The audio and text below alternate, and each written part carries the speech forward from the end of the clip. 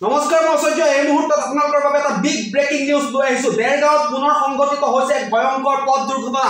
কিয়নো কেইদিনমান পূৰ্বে যি ভয়ংকৰ পথ দুৰ্ঘটনা দেৰগাঁৱৰ বালিজানত সংঘটিত হৈছিল, সেই বালিজানৰ ভয়ংকৰ পথ দুৰ্ঘটনাত বহু সংখ্যক লোকে প্ৰাণ হেৰুৱাইছিল। একেখন গাঁৱতে একেটা দিনতে 11খনকৈ চিতা জ্বলিছিল আৰু বৰ্তমানে মৃত্যুৰ সৈতে যুঁজি আছে বহু সংখ্যক লোকে আৰু এগৰাকী কণমানিৰ মৃত্যু হৈছিল। আৰু তাৰ পাছতে এতিয়া পুনৰ যেন দেৰগাঁৱত শনি লাগিছে, পুনৰ দেৰগাঁৱত সংঘটিত হৈছে ভয়ংকৰ পথ দুৰ্ঘটনা। যোৱাকালিৰ দিনটোতো এখন ট্ৰাকে নিয়ন্ত্ৰণ হেৰুৱাই পথ দুৰ্ঘটনাত পতিত হৈছিল আৰু আজিৰ দিনটোত এখন বলেৰো বাহনে পথ দুৰ্ঘটনাত পতিত হৈছে। আমি দৃশ্যাংশ দেখুৱাম আৰু প্ৰথমতে প্ৰাণ ৰক্ষা পৰিছে পিতা পুত্ৰৰ। এইখন বলেৰো পিকআপ বাহন আপোনালোকে দেখিছে, বলেৰো বাহন দেখিছে। এই বলেৰো বাহনখনতে আহিছিল পিতা পুত্ৰ আৰু পিতা পুত্ৰ এই ধৰণে আহি থাকোতে এই দুৰ্ঘটনাত পতিত হৈছে আৰু বাদুলি পাৰত সংঘটিত হৈছে এই ভয়ংকৰ পথ দুৰ্ঘটনাটো।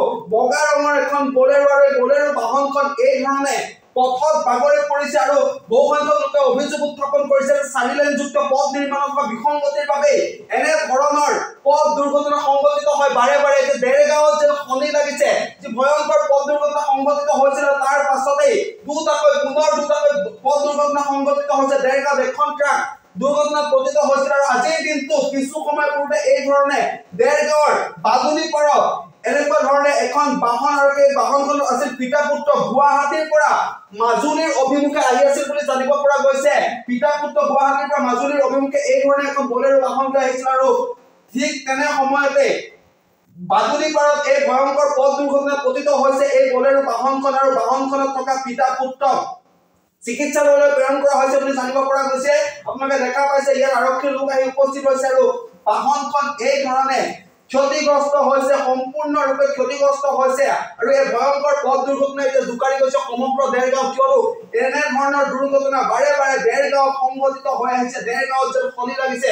অভিশপ্ত বালিজানত যি ভয়ংকৰ পথ দুৰ্ঘটনা সংঘটিত হৈছিল, চৌদিশে কেৱল কান্দোনৰ ৰোল দেখিবলৈ পোৱা গৈছিল। একেটি পৰিয়ালতে একেখন গাঁৱতে 11জনকৈ লোকৰ চিতা জ্বলিছিল, 2গৰাকী ড্ৰাইভাৰৰ মৃত্যু হৈছিল আৰু তাৰ পাছত পুনৰ আজিৰ দিনটোত দেৰগাঁৱৰ বাদুলি পাৰত এই ধৰণৰ পথ দুৰ্ঘটনা সংঘটিত হৈছে আৰু এইখন বলেৰো পিকআপ বাহন দেখিছে, গুৱাহাটীৰ ৰেজিষ্ট্ৰেচনৰ বাহন। এইখন AS01EE 5267 নম্বৰৰ বলেৰো বাহনখন এই ধৰণে গুৱাহাটীৰ পৰা মাজুলীলৈ গৈ আছিল আৰু পিতা পুত্ৰ আছিল বুলি জানিব পৰা গৈছে।